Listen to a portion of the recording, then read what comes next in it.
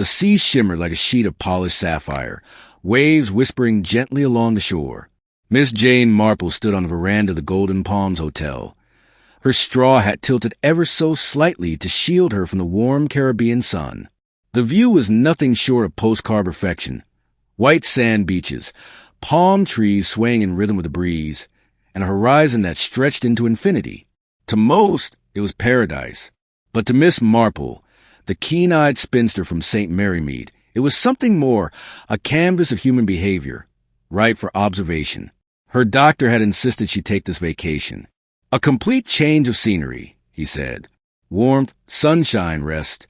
Leave your books and worries behind. She had complied. Almost.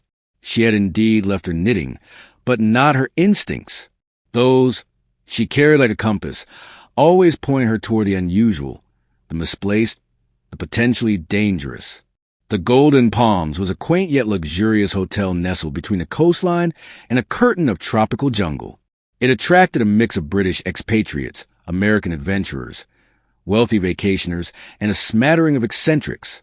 Miss Marple found this crowd interesting, a little too interesting.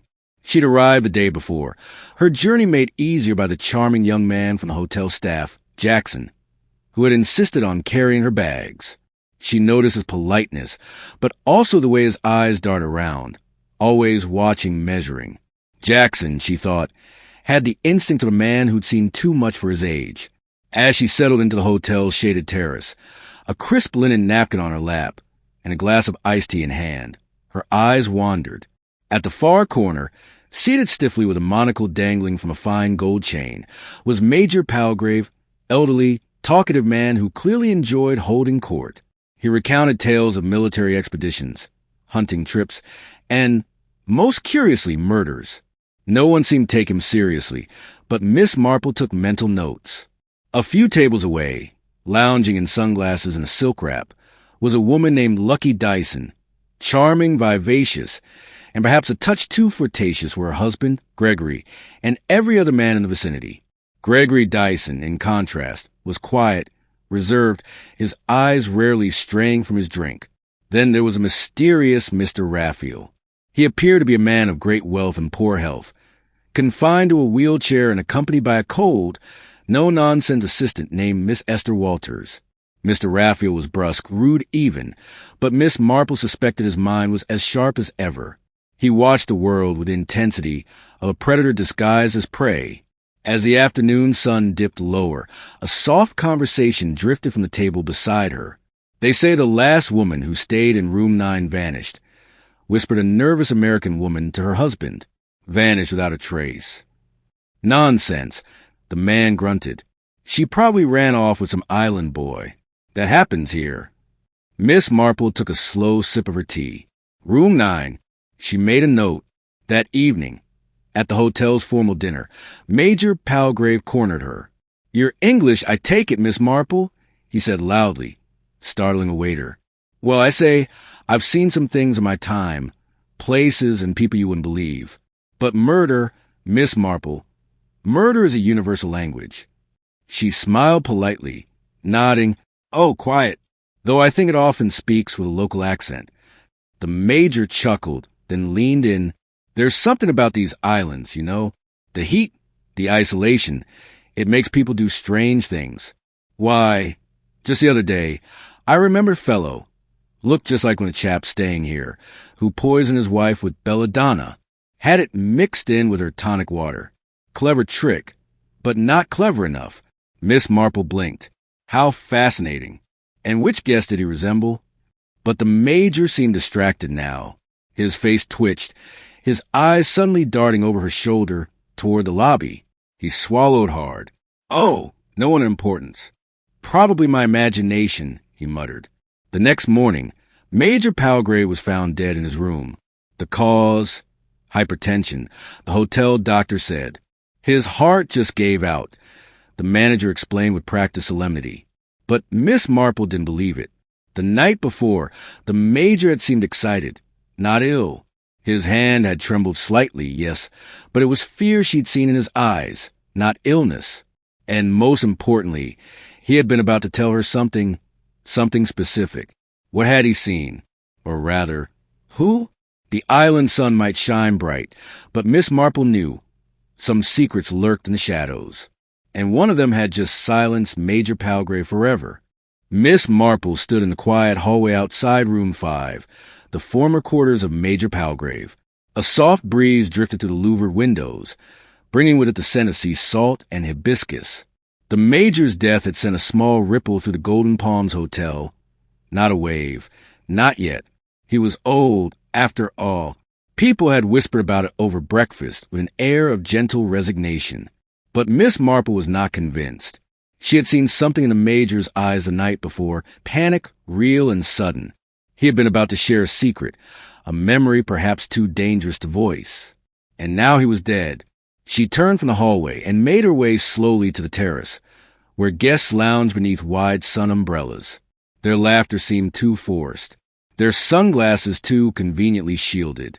It was the kind of scene where guilt might be hiding in plain sight. The Dyson couple were already seated for their late morning drinks.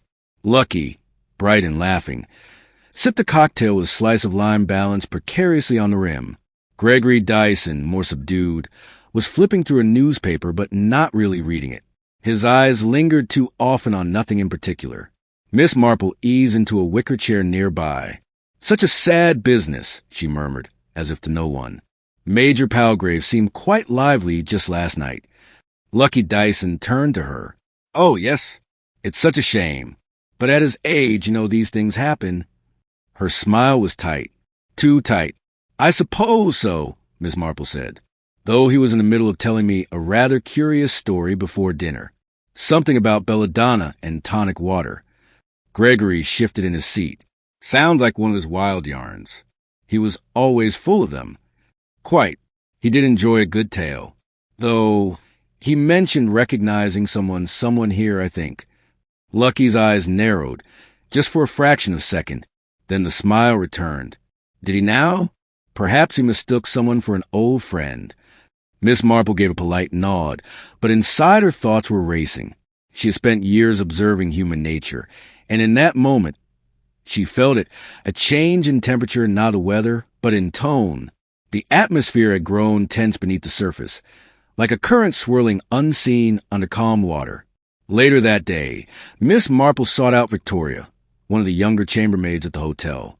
Bright, intuitive, and eager to please, Victoria had already proven to be a reliable source of local chatter. "I understand you tidied Major Palgrave's room this morning?" Miss Marple asked with quiet interest. Victoria nodded. "Yes, miss," just after the doctor left. "Did anything seem unusual?" The girl hesitated. "Well, his bottle of blood pressure medicine was right there on the nightstand, half full. But there was something else, too. He had a little red leather wallet he kept in the drawer.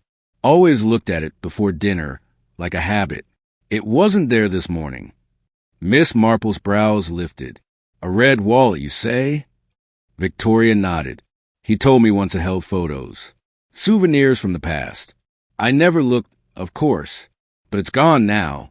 That evening, the mystery deepened. At dinner, Miss Marple approached the hotel physician, Dr. Graham, a tall, affable man who had been on the island for years. "I was curious," she said gently, "about the Major's sudden demise. I understand it was high blood pressure." Dr. Graham nodded. "Yes, he had an enlarged heart. It was bound to give out at some point. But he hadn't shown signs of fatigue or breathlessness earlier that evening." The doctor hesitated. "Well, no, not that I noticed." "And belladonna would be difficult to detect in such a case?" The doctor gave her a sharp look. "Belladonna? That's a strong suggestion, Miss Marple." She smiled sweetly. "Oh, I'm sure it's nothing. Just that the Major had mentioned it so dramatically. A coincidence, I'm sure." Dr. Graham didn't respond. He simply excused himself and disappeared into the night, leaving Miss Marple with more certainty than doubt. Later, as moonlight painted the island silver, Miss Marple sat by her open window, her mind spinning. The missing red wallet had likely held a photograph, possibly of someone at the hotel, someone the Major had recognized, someone who had seen him react, and had decided to silence him before he could say more. There was a killer at the Golden Palms. She was certain of it now. And the island's beauty, while disarming, could not cover the rot underneath. She took out her notebook and wrote 2 names at the top, Lucky Dyson and Gregory Dyson. But she left room for more. The game had begun, and as always, Miss Marple would play with quiet grace and deadly precision. The Caribbean sun blazed high overhead the next morning, casting sharp shadows across the patio tiles of the Golden Palms Hotel.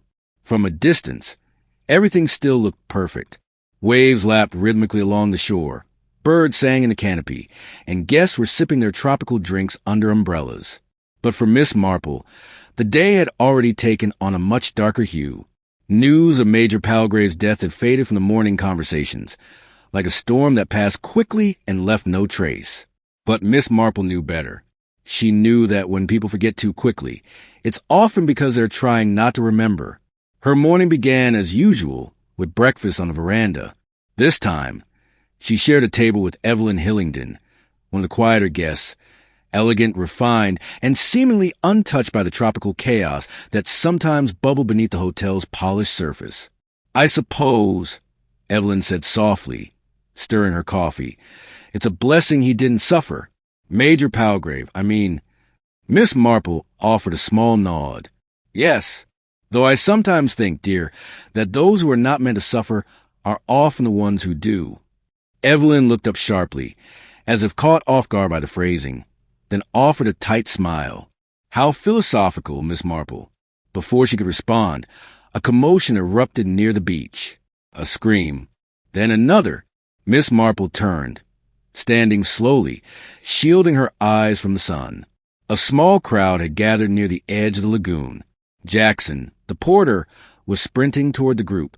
Someone, perhaps one of the gardeners, had discovered a body. Miss Marple didn't rush.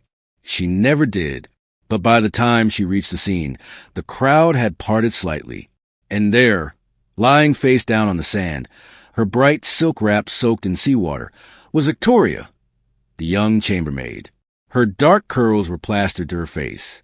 One arm was twisted beneath her, the other outstretched as if reaching for something or someone. A golden bracelet gleamed faintly on her wrist. But it was her eyes, wide open and unblinking, that chilled Miss Marple most. The hotel manager, Mr. Kendall, was already issuing orders. "Clear the area, please. Let's give the police some space." Dr. Graham knelt beside the body, his face grave. After a few moments, he stood and quietly spoke to the manager. "Drowned," he said, loud enough for Miss Marple to hear. "But there are inconsistencies. Bruising on the arms, possibly held under." The words settled into the crowd like a stone in water. Murder. Again, Miss Marple returned slowly to the veranda, her mind working like clock gears. Victoria had spoken to her only the day before about the missing red wallet, and now she was dead.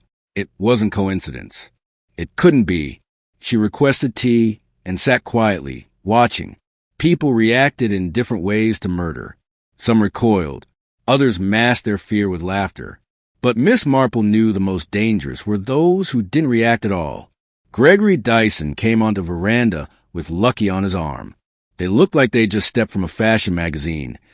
She in a flowing yellow dress, he in pressed linen. They surveyed the somber mood, then sat down at their usual table. They said the chambermaid drowned. Lucky said casually to the waiter, her voice a little too loud, "Terrible, isn't it?" "Terrible and strange," Miss Marple murmured, half turning in her chair. Gregory met her gaze. "Strange, Miss Marple?" "Yes," she said, folding her hands in her lap, "because the girl was an excellent swimmer. I happened to see her once, cutting through the water with such ease. That earned her silence, and a look between the Dysons, quick but unmistakable. Later that day, she found Jackson in the garden, trimming hedges. He looked up, sweat beading on his forehead. "You heard about Victoria," Miss Marple said softly. "Yes, ma'am, I did." He looked away. "She didn't deserve that." "No, she didn't." Miss Marple hesitated. "She mentioned something to me yesterday. Something about the Major's red wallet, that it was missing after his death." Jackson's eyes darted toward the hotel. "I saw her with it," he said. his voice low. That morning, she showed me a photo from it. Said it matched someone staying here. Miss Marple leaned forward. Did she say who? He shook his head. She was going to tell me after her shift. But, Miss Marple sighed. But now she never will. The circle was tightening. 2 deaths, linked not by accident, but by knowledge. Someone was killing to keep a secret buried. And that secret, Miss Marple believed, lay in that missing photograph. Proof of an identity that someone had gone to great lengths to hide. She made a list in her mind. The Dyson couple. Mr. Raphael and his assistant, Esther Walters. Evelyn Hillingdon. Possibly others. Someone had a past they wanted erased, and they were willing to kill for it. Miss Marple returned to her room and took out her notebook. She drew 2 names under the heading dead. Major Palgrave and Victoria. Then, beneath them, a question. Who was in the photograph? And another. Who was desperate enough to kill for it? Twice? The gardens of the Golden Palms Hotel were lush and fragrant, alive with the colors of hibiscus, bougainvillea, and flame trees. But today, their beauty felt theatrical, a painted backdrop concealing dark truths. Miss Marple sat on a shaded bench beneath a spreading almond tree, her sun hat tilted to block the Caribbean glare. She wasn't admiring the orchids this morning. She was waiting. Moments later, footsteps crunched along the gravel path. Evelyn Hillingdon appeared, gliding toward her with quiet elegance, a wide-brimmed hat casting a soft shadow across her face. "May I?" Evelyn asked, gesturing to the bench. "Of course, dear," Miss Marple said, patting the space beside her. They sat in companionable silence for a moment. Birds chirped. The rustling leaves offered a soft counterpoint to the tension that hung between them. "It's strange," Evelyn finally said, her voice low. "I didn't even know her name, Victoria, and now I can't stop thinking about her." She was bright. "Curious," Miss Marple replied. "Too curious, perhaps." Evelyn turned to her, eyes unreadable. "You think someone killed her?" "I think someone silenced her." Evelyn's fingers tightened slightly on the edge of her book. Then she looked away, toward the orchids. "You're not just a sweet old lady with a knitting bag. Are you Miss Marple?" Miss Marple smiled gently. "Oh, I most certainly am, dear. But I've seen many things. Heard many whispers. One learns to recognize patterns." Evelyn gave a bitter laugh. "Patterns. That's a dangerous word." Miss Marple leaned in slightly. Dangerous for whom? Before Evelyn could answer, they were interrupted. Esther Walters, Mr. Raphael's quiet companion, emerged from a side path. She looked startled to see the 2 women together. "Oh, I'm sorry. I didn't mean to intrude." "Not at all," Miss Marple said kindly. "Do join us." Esther hesitated, then took a seat on the opposite end of the bench. She looked tired, stretched thin, and beneath her demure exterior, Miss Marple sensed a well of stress, perhaps even fear. "How is Mr. Raphael?" she asked. "Sleeping," Esther replied. "He hasn't been well since yesterday. The news about Victoria, it upset him." Miss Marple tilted her head. "Did he know her well?" "Not really," Esther said quickly. "But things like this disturb him. He's seen a lot in his life." "Yes," Miss Marple said softly. "And he keeps his thoughts to himself, doesn't he?" Esther said nothing. After a few moments, Evelyn excused herself, murmuring about the heat. Esther lingered, fidgeting with the strap of her handbag. "You seem troubled, my dear," Miss Marple said gently. Esther hesitated, then looked around. Do you think the police will arrest someone?" "I think," Miss Marple said slowly, "that depends on what they find, and what people choose to tell them." Esther's lips tightened. "People here, they know things, but no one wants to be involved." Miss Marple's gaze sharpened. "Are you afraid of someone, Esther?" The young woman looked away. "We're all afraid of something, Miss Marple." With that, she stood and walked off, her shoulders stiff, her pace quickening as she disappeared down the path. Miss Marple watched her go. The circle of fear was growing. The roots of this mystery ran deeper than just a stolen photograph or a jealous rage. This was something older, something layered in secrets, reputations, and desperation. She rose from the bench and made her way toward the veranda, but paused near a small maintenance shed. A voice, low and rough, drifted through the cracked open door. Told you to get rid of it.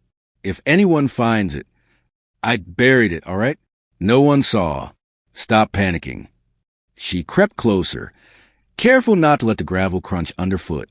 The voices were unfamiliar, likely hotel staff, but the words struck her like a bell. Someone had buried something. Could it be the red wallet or the missing photograph? She stepped back quickly and returned to the main path, her thoughts racing. That evening, she slipped away after dinner and made her way to the far side of the garden. Jackson had mentioned the staff sometimes used a tool shed to stash cleaning supplies and other things they didn't want management to see. She found a narrow trail behind the shed. It led into the denser part of the garden, where the air grew still and thick with moisture. And there, beneath a banana tree, she found a small patch of freshly disturbed earth. Kneeling down, Miss Marple used her handkerchief to brush the soil aside. Wrapped in a bit of oilcloth was a slim, red wallet. Her heart quickened. Inside were a few faded photographs. One showed a man in uniform, clean-shaven, young. Another was of a woman in a bathing suit, standing near a hotel pool. But it was the third photo that stopped her breath. It was Lucky Dyson, much younger, with a man who looked alarmingly similar to Gregory Dyson. But he was wearing a wedding band on his right hand. A sudden chill passed over her. This wasn't just a matter of identity. This was deception at its deepest level. Someone wasn't who they claimed to be, and someone was dying to keep it that way. Night had descended upon the Golden Palms Hotel, blanketing the island in a velvet hush. The rhythmic drone of cicadas hummed in the background, and lanterns flickered along the garden paths, casting long, quivering shadows. Miss Marple sat in her room, the red wallet spread open on the small writing desk. Her eyes flicked once more to the three photographs, each one now a piece of a dangerous puzzle.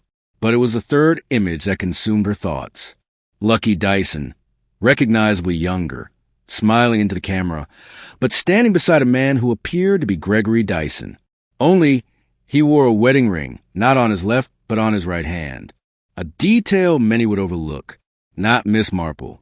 She reached for her notebook, scribbling observations.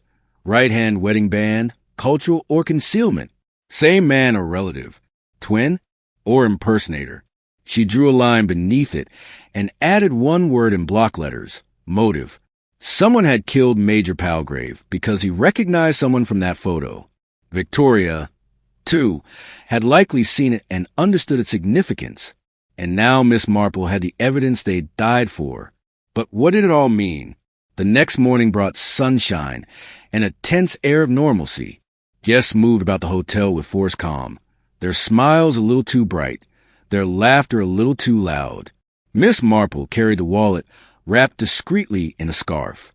She wasn't ready to go to the authorities. Not yet. Not until she had certainty. And to get that, she needed someone else's perspective. That someone was Mr. Jason Raphael.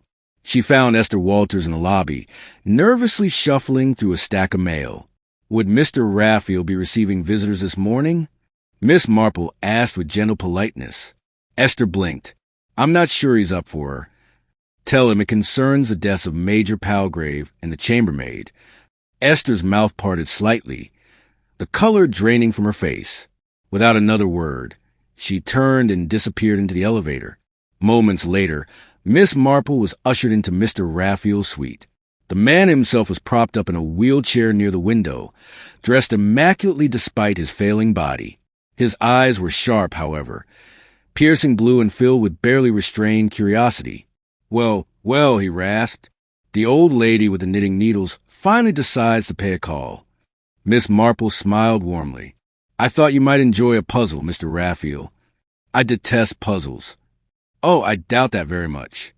She placed a red wallet on the table beside him and opened it to the photograph, the one of Lucky Dyson and Mysterious Man. Raphael's face didn't change, but his fingers gripped the armrest of his wheelchair just a little tighter. Familiar? She asked softly. Raphael stared at the photo. Then, in a voice thick with disdain, he muttered, That bastard. Miss Marple said nothing, waiting. Name was Jackson. Raphael finally growled. Edward Jackson. Con man. Professional liar. Married women for their money. When he got bored, or greedy, he moved on. That photo must be 20 years old. I didn't know he was still alive. He faked his death. Or claimed he did. There was a trial in England. One of his wives killed herself. Another was left penniless. I testified against him. Miss Marple blinked. You knew him personally? Knew of him. Knew what he did to people. My own niece nearly married him before I intervened. Miss Marple turned back to the photo. Then this man isn't Gregory Dyson? Raphael sneered. He was Jackson. But if he's here now as Gregory Dyson, then he's playing another game. Miss Marple's breath caught. And Lucky Dyson? Raphael's eyes narrowed. Either another victim or a partner in crime. It was a chilling thought. Miss Marple thanked him and left quietly, the photo clutched tightly in her hand. If Edward Jackson was impersonating Gregory Dyson, it meant everything about their presence at the hotel was built on lies. And worse, Major Palgrave might have known Jackson's face in the trial or news reports, which would explain why the photograph startled him, and why someone silenced him before he could speak. Back on the veranda, Miss Marple noticed Lucky Dyson lounging in the sun, sunglasses covering her eyes, a novel in her hand. Her husband, or the man claiming to be, was nowhere in sight. Such a lovely day, Miss Marple said as she approached. Lucky gave her a guarded smile. Yes, lovely, despite all that's happened. I suppose travel helps, doesn't it? Escaping the past. Reinventing oneself. Lucky stiffened. What do you mean? Oh, nothing in particular. Just thinking aloud. It must be hard, carrying someone else's secrets. I don't know what you're talking about. Miss Marple leaned forward slightly. Then perhaps I should speak to the police. About the photograph. Lucky's eyes flickered behind her glasses. Photograph. The one Victoria saw. The one Major Palgrave might have recognized. The one that got them both killed. For a moment, Lucky said nothing. Then she stood abruptly. Excuse me. As she walked off, her hand trembled. Miss Marple watched her go, her mind spinning faster than ever. The truth was beginning to surface. And someone was going to do anything, to keep it buried beneath the sun. The Caribbean sun blazed overhead, scattering light like glitter across the turquoise sea. But for Miss Marple, a shadow hung thick in the air, a shadow shaped like Edward Jackson, a ghost in the past walking the earth under the name Gregory Dyson. She sat in a quiet alcove of the Golden Palms Hotel, her knitting line forgotten on her lap. Her mind was buzzing, not with yarn or patterns, but with timelines, motives, and the treacherous ways of human nature. Miss Marple had seen such things before in the English countryside, small deceptions leading to great tragedies. Only now, the deceptions wore linen suits and tropical smiles. She needed more than theories. She needed proof. And so, she did something she hadn't done in years. She went digging. Her first stop was a small hotel office, with a charming receptionist. Enrico greeted her with his usual grin. Miss Marple, you are looking radiant today. Oh, you're much too kind, she replied, chuckling. I wonder, dear, if you could help me with something ever so small. For you? Anything. I was hoping to look at the hotel's guest logs. I'm rather forgetful these days and wanted to check if someone I know might have stayed here before my arrival. Enrico hesitated. I'm not sure if I can. I'm only interested in seeing last month's records, perhaps 2 months back, she added gently. You see, it could help me with a very important matter, perhaps even save a life. That did it. Enrico blinked and then gave a slow nod. Follow me. He led her to a back room cluttered with filing cabinets and receipts. She scanned the logs quickly, her fingers trembling with anticipation. And there it was. Name, Gregory Dyson. Checked in, 2nd of the month. Checked out, 10th of the same month. Rechecked in, 18th. Miss Marple tapped her chin. There had been a gap. 8 days. Where had they gone? And why return under the same name? Did Mr. and Mrs. Dyson stay in the same room both times? She asked. Enrico checked. No, ma'am. First room 203. Then 302. Thank you, Enrico. You've been immensely helpful. Back in her room, she considered what the record suggested. Gregory Dyson had left, then returned. In between, had he staged something? Perhaps even switched identities with the real Dyson? Or had someone else taken the name? It was time for a second opinion. Miss Marple returned to Mr. Raphael, who was lounging in his suite, watching the waves through the window like a lion surveying his kingdom. She relayed what she'd discovered. His lips curled into a grim smile. So the bastard left and came back. Either he faked an identity switch, or had to assume a new cover fast. Perhaps Major Palgrave arrived during that first day, Miss Marple mused, and recognized him. So Jackson fled. But then when the coast seemed clear, he returned, only to find Palgrave back, or staying longer than expected. And then Palgrave died. Raphael's eyes narrowed. And the maid, Victoria, died because she saw the photo. That red wallet may have slipped from Lucky's purse. Miss Marple nodded solemnly. Or she saw Jackson go through Palgrave's room the night of the murder. Could Lucky be involved? Raphael asked. Miss Marple's fingers twisted in her lap. It's difficult to say. She's not unintelligent, but I don't sense malice in her. Still, people can be led astray by love or desperation. Raphael sighed. You need proof, or someone who can break. And Miss Marple knew exactly who to test next. That afternoon, she sought out Molly Kendall, the hotel manager's wife. Molly had grown more withdrawn since the murders, skittish and pale, as though something haunted her. They sat in the shade of the garden patio. The air was thick with hibiscus and suspicion. Molly, dear, Miss Marple said gently, I wondered if I might ask about the Dysons. Molly flinched. What about them? You've worked here long enough to notice things. Did anything strike you as strange about their behavior? Perhaps? Molly hesitated. Her fingers clutched the armrest. I'm not supposed to talk about guests. I understand, but you might be helping stop something terrible. You see, I believe Mr. Dyson is not who he claims to be. Molly stared at her. What? I believe he's a man named Edward Jackson, a swindler, a murderer, and Lucky, his wife, may be in danger. Molly's lips trembled. There was a night, a week ago, I heard them arguing. She said something like, You promised this would be safe, that no one would know. Miss Marple's eyes narrowed. Did she sound afraid? She sounded trapped. And Jackson, cold. He told her to shut up or he'd make her regret it. I didn't tell Tim. He's been so overwhelmed already. Miss Marple reached out and gently patted Molly's hand. You did the right thing telling me. Thank you. As she returned to her room, Miss Marple's mind whirled with possibilities. Molly had confirmed Lucky's fear. Jackson's threats. The timeline made sense. Fleeing, returning, then silencing threats. But there were still gaps. Still secrets waiting to be unearthed. She stared out at the ocean, her expression calm but fierce. The island sun might shine bright, but beneath its golden light, dark truths were festering. And Miss Marple was ready to dig them all up. Miss Marple rose early the next morning, her sleep light and fractured by uneasy thoughts.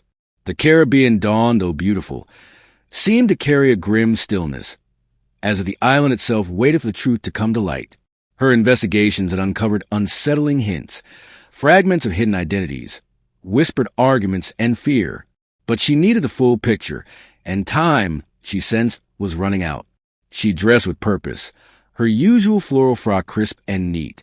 Today, she would confront the spider at the center of the web, Mrs. Lucky Dyson. Lucky was lounging poolside when Miss Marple approached. The young woman wore a wide-brimmed hat and sunglasses, an iced drink resting beside her lounger. Despite the sunshine, there was a tension to her posture, a tightness around the mouth, a stillness in her eyes.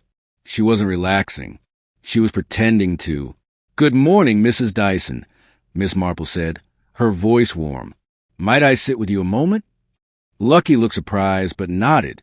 Of course, Miss Marple. The elderly sleuth settled in the adjacent chair. I hope I'm not intruding. It's just, well, I find this island so beautiful, and yet so full of mystery. Lucky gave a brittle laugh. Isn't that the charm of the tropics?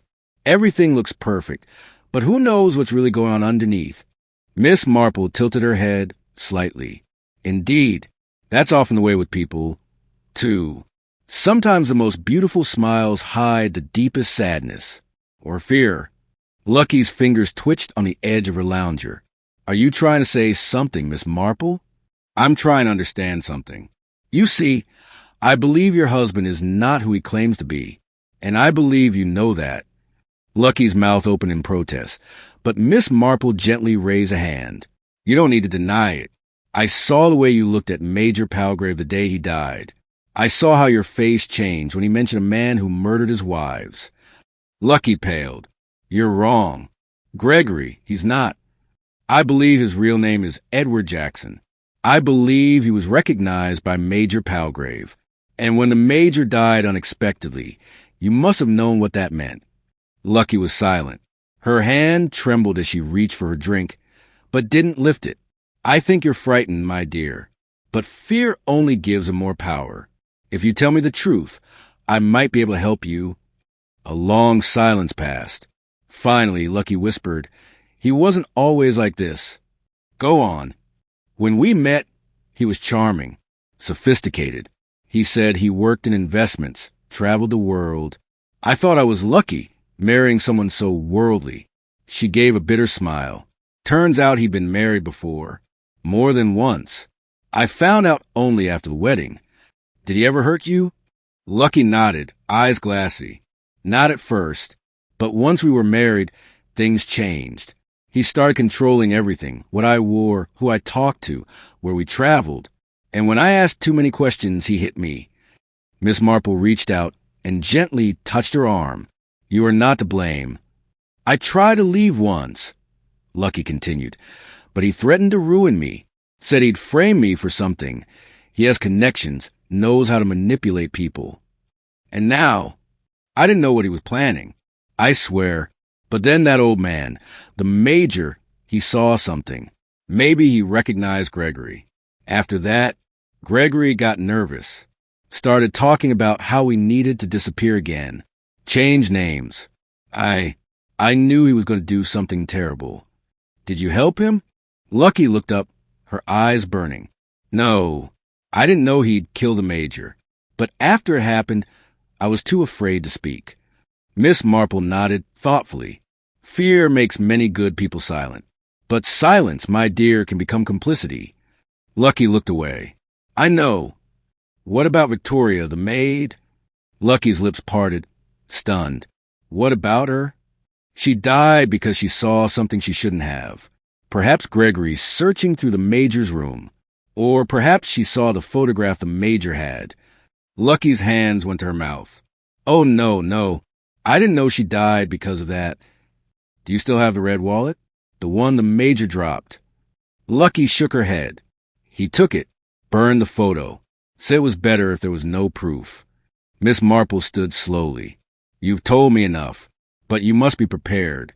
If we're to stop him, we'll need more than your word. What can I do? Lucky asked desperately. Miss Marple looked her in the eye. Catch him in a lie. Force him to admit who he is. If we can bait him into exposing himself, then perhaps, just perhaps, we can save you. Lucky nodded slowly. I'll try. Miss Marple walked away, her heart heavy. The net was closing in. But catching a spider was never without danger, especially one that killed without hesitation. She would need Mr. Raphael. She would need Lucky's courage. And she would need perfect timing. But Miss Marple had come too far to stop now. The evening air was thick with the scent of salt water and hibiscus.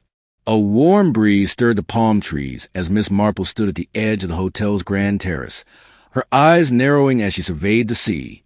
The soft ripples mirrored her thoughts. Patient, yet ever moving. The time had come to set the trap. The island's secrets were about to be exposed, but there was no guarantee the spider would walk into the web without a fight. It was early evening when Miss Marple met with Mr. Raphael in his suite, the final details of their plan falling into place. A sense of calm determination hung between them, as if they had both silently acknowledged that what came next would be the defining moment of this investigation. I believe we've gathered enough pieces, Miss Marple said, folding her hands neatly in her lap. Now we need to make Gregory Jackson reveal himself. Raphael nodded, his usually calm demeanor touched with a hint of intensity. And how do we do that? The key lies in Lucky, she replied. She's afraid, but she's also been manipulated. If we can give her the courage to confront her husband, he may slip. And once he does, we can expose him for what he really is. Raphael leaned forward, his brow furrowing. But it's dangerous, Jane. If Jackson realizes we're onto him, he might take drastic measures. That's why the trap must be subtle, Miss Marple said, her tone unshaken. We'll let him think he has the upper hand. The plan was simple. Lucky would confront Gregory in the presence of Miss Marple and Raphael. They would play the role of unknowing observers, letting Lucky accuse her husband of his lies. The goal was to see how Jackson reacted, whether he would deny it, become defensive, or reveal his true nature. Miss Marple had chosen a location carefully, a quiet, secluded corner of the hotel garden, where the shadows of nightfall would offer them some cover. They had sent word to Gregory earlier in the day that Miss Marple wished to speak with him. If he truly thought himself in control, he would arrive, eager to explain himself and reassure Lucky that all was well. As dusk fell, the plan set into motion. Miss Marple stood with her arms folded, watching the scene unfold like a chessboard in her mind. She glanced at Raphael, who stood a few paces behind, his eyes scanning the surroundings for any sign of danger. "It's almost time," Miss Marple whispered, her eyes flickering toward the garden path. She could see Lucky, dressed in a simple white dress, walking toward them. She was nervous but resolute, her steps slower than usual, as if she carried a heavy weight on her shoulders. And then Gregory appeared. He strode into the garden with his usual confidence, though there was a wariness in his step, as if he sensed something was amiss. The evening light caught his features, and for the first time, Miss Marple noticed the subtle cracks in his facade, the arrogance in his posture, the calculated smile. It all felt too rehearsed. "Good evening, Gregory," Miss Marple greeted him, her voice as polite as always, though beneath it there was a steely determination. "Thank you for joining us." Gregory's smile remained, but it didn't reach his eyes. "It's a pleasure, Miss Marple. I must admit, I'm curious as to what you want to discuss. You've been a part of this investigation, whether you realize it or not," Miss Marple said, her voice soft yet unwavering. "There are things we need to clear up, things about your past, about the Major's death." At the mention of Major Palgrave, Gregory's expression shifted, just slightly. Miss Marple didn't miss it. "It's a tragic loss," he said smoothly. "I'm sure everyone here feels it deeply." Lucky, who had been standing silently beside Miss Marple, suddenly spoke up. "It's more than just tragedy, Gregory. It's murder." Gregory's eyes flicked to her, and his smile faltered for the briefest of moments. "Murder?" he echoed, his voice forced. "What are you talking about?" "I know who you really are, Gregory," Lucky continued, her voice shaking with a mix of fear and fury. "I know you're not Edward Jackson. You're a fraud, and I know what you did to the Major." Miss Marple watched intently as Gregory's face turned an unnatural shade of pale, the charm and confidence he usually wore slipping. For the first time, he looked genuinely threatened. "I don't know what you're implying," Gregory said, his voice lowering, becoming dangerous. "I'm implying that you've been lying to everyone." Lucky shot back, her anger growing. "You killed the Major, and you killed Victoria. You killed them because they knew the truth about you." Gregory's hand tightened into a fist. Miss Marple could sense the boiling anger in him, the venom beneath his smooth exterior. But he was trying to hold it back, calculating, waiting for the right moment to strike. "You don't know what you're saying," Gregory growled, stepping closer to Lucky. "You're just a scared little woman who doesn't understand what's going on." "You're wrong," Lucky said, standing her ground. "I understand perfectly. You think you got control over me, but I'm not afraid of you anymore." The tension was palpable. Miss Marple took a step forward, her voice cutting through the air like a sharp blade. "That's enough, Gregory," she said, her tone cold. "Your lies are unraveling, and soon the truth will come to light." For a moment, Gregory froze, his eyes darting around, searching for an escape. He knew They had him cornered. But the question was, how far would he go to protect himself? "You've made a terrible mistake, Miss Marple," he spat, his voice dripping with venom. "You have no idea what I'm capable of." Miss Marple met his gaze calmly. "I think we're about to find out." The garden fell into an eerie silence, the only sound the rustling of palm leaves in the evening breeze. The air was thick with tension, and Miss Marple could feel the weight of Gregory's fury bearing down on the small group. He had been cornered, but a man like him, dangerous and desperate, would not go quietly. For a moment, it seemed as though Gregory might break, his anger seeping through the cracks in his composed facade. His fists clenched at his sides, and his gaze shifted between Lucky and Miss Marple. There was a brief flicker of doubt in his eyes, but it quickly hardened into something colder. He had made a choice.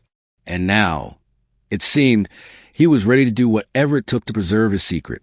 "You don't know who you're dealing with," he muttered, his voice barely a whisper, but venomous.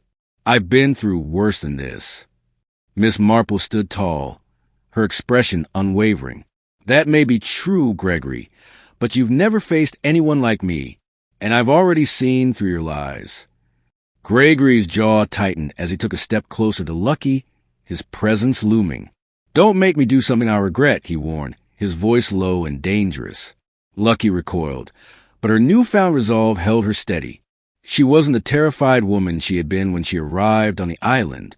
She was no longer bound by the fear Gregory had instilled in her. "I won't let you intimidate me anymore," she said, her voice trembling but firm.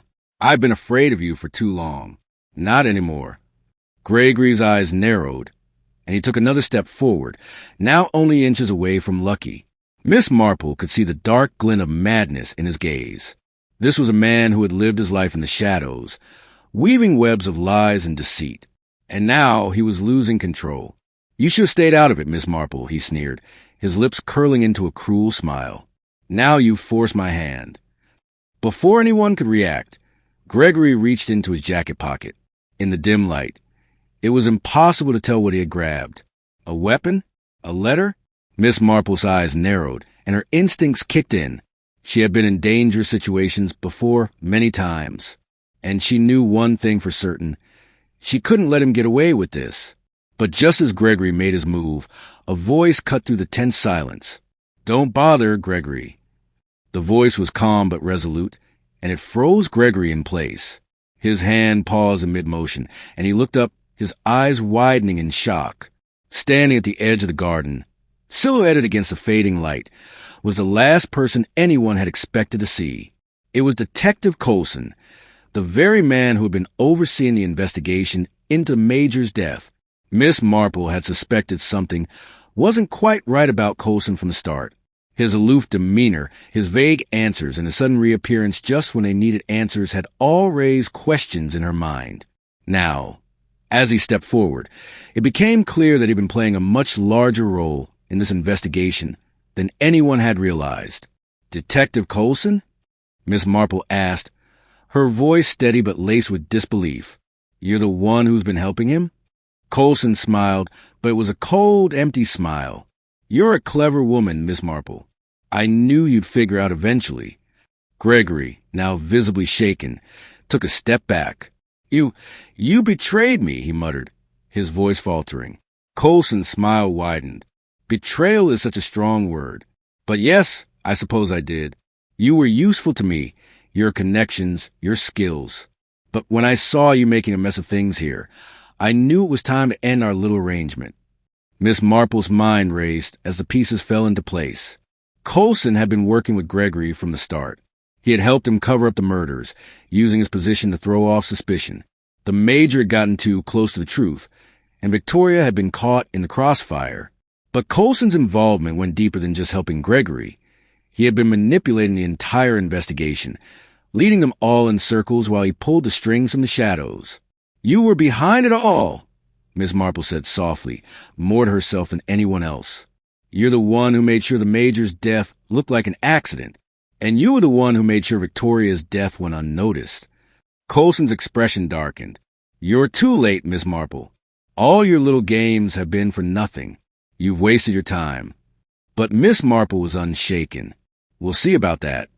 Before Coulson could react, Lucky stepped forward, her eyes filled with defiance. "I'm not afraid of you anymore." Gregory tried to make a move, but it was too late. The sound of approaching footsteps could be heard from behind Colson. Several uniformed officers appeared, led by Chief Inspector Harris. It was clear that Colson's little empire of lies was crumbling around him. "I think it's time you both had a chat with the authorities," the chief inspector said, his voice carrying the weight of authority. Gregory's face twisted with rage as he realized his carefully constructed world was falling apart, but it was too late to escape now. As the officers moved in to arrest him, Miss Marple allowed herself a small, satisfied smile. The trap had worked. The web had been spun, and the spider had been caught. Lucky stood beside Miss Marple, her eyes wide with shock, but also with a sense of freedom. She was free from the fear that had held her captive for so long. And Miss Marple knew that, in time, she would rebuild her life, stronger and wiser than before. With the villains taken care of, it was time for Miss Marple to return to England, knowing that the Caribbean had, once again, revealed its dark secrets. The shadows had been cast away by the light of truth. But for Miss Marple, there would always be another mystery waiting to be solved, another puzzle to piece together. And, as always, she would be there to unravel it. The tropical night had faded, giving way to the soft glow of dawn. The oppressive heat of the previous evening was now replaced by a cool breeze, gentle and refreshing. The sun had risen over the Caribbean, casting golden light across the island's lush landscape. It felt like a new beginning, a quiet reminder that even after the darkest of nights, the day would always come. Miss Marple stood at the edge of the hotel balcony, her gaze fixed on the horizon. Below her, the ocean stretched out in an endless expanse of turquoise and deep blue. The calmness of the scene was almost surreal, given the turmoil that had unfolded in the past few days. But this was the Caribbean, after all, a place of beauty and mystery, where the sunlight could easily conceal the darkness beneath. "Good morning, Miss Marple." She turned to see Raphael stepping out onto the balcony, his usual composure replaced by a subtle weariness. He had been a silent partner in the investigation, providing invaluable assistance without ever stepping too far into the spotlight. Yet, despite the tumult of the previous evening, he still carried himself with the grace and calm that defined him. "Good morning, Mr. Raphael," she replied with a small, knowing smile. "The sun has risen, and with it, the promise of a new day." Raphael nodded, his gaze following Miss Marple's to the ocean. "It's strange, isn't it? How something as beautiful as this can hide so much darkness." Miss Marple's smile faded slightly, replaced by a thoughtful expression. "Yes, but that's the way of the world, I suppose. Even in the most serene places, shadows linger. It's up to us to uncover them." He stepped closer to her, his tone shifting to one of quiet admiration. "You've done it again, Miss Marple. You've solved a mystery that no one else could have cracked." "I couldn't have done it without your help," she said, acknowledging his quiet support. "We both played our parts." They fell into a companionable silence as the sound of the waves crashing against the shore filled the air. It was as if the island itself was sighing in relief, glad that the secret had been revealed and justice was being served. Later that morning, Lucky came to see Miss Marple. She had arranged to meet her in the hotel's small lounge, a simple yet elegant room with wooden beams and open windows that allowed the sea breeze to drift through. Lucky's face was brighter now, no longer clouded by fear and uncertainty. There was a new light in her eyes, one of hope and empowerment. "Miss Marple," she said, her voice still a little shaky, but filled with gratitude. "I don't know how to thank you." "You've already thanked me, my dear," Miss Marple replied with a soft smile. "You've found your strength. That's the most important thing." Lucky sat across from Miss Marple, her hands clasped tightly in her lap. She was no longer the nervous, helpless woman who had arrived on the island days ago. The weight of the secret she had carried for so long had finally been lifted. It was a new chapter for her, one she was still learning to navigate, but it was a beginning nonetheless. "I was so afraid," Lucky confessed, her voice trembling. "Afraid of Gregory, afraid of what would happen if the truth came out. But now, I don't know. It's like I can breathe again, like the world is finally clear." Miss Marple nodded, Her expression won a quiet understanding. Fear is a powerful thing. It can hold you captive, make you believe there is no way out. But once you face it, you see that it was never as strong as it seemed. Lucky looked down at her hands, a small smile tugging at the corners of her mouth. I never thought I'd get to this point. I thought I'd always be in the shadow. And now you're free, Miss Marple said gently. Sometimes it takes a little help to find that freedom, but once you do, there's nothing quite like it. Lucky nodded, her eyes glistening with unshed tears. I don't know where to go from here, but I think I'll be okay. You will be, Miss Marple assured her. You're stronger than you think. A moment of silence passed between them before Miss Marple stood, her posture elegant and composed as ever. Well, I believe it's time for me to return to England. There are other mysteries waiting for me there. Lucky stood too, her gaze filled with a mixture of sadness and gratitude. Will you come back, Miss Marple, to the Caribbean? Miss Marple smiled warmly. I'm afraid my days of vacationing in the Caribbean are over. But who knows? Perhaps fate will bring us together again one day. As Miss Marple turned to leave, she felt the weight of the case lift from her shoulders. The island's secrets had been unearthed, its darkness exposed. But it was more than that. It was the people who had been freed from the shadows of fear and deception. Lucky, Gregory, Colson, and the others, they had all played their parts in this tangled web of lies. And now, as the truth came to light, they would each find their own path forward. As Miss Marple boarded the plane that would carry her back to England, she felt a quiet satisfaction. The Caribbean had been an island of secrets, but those secrets had been revealed, and with each mystery solved, she was reminded of the one truth that remained constant. No matter where she went, the light of truth would always shine through the darkness. The plane ascended into the sky, and Miss Marple looked out the window at the island below, now just a distant memory. The sun was higher now, casting long shadows over the land.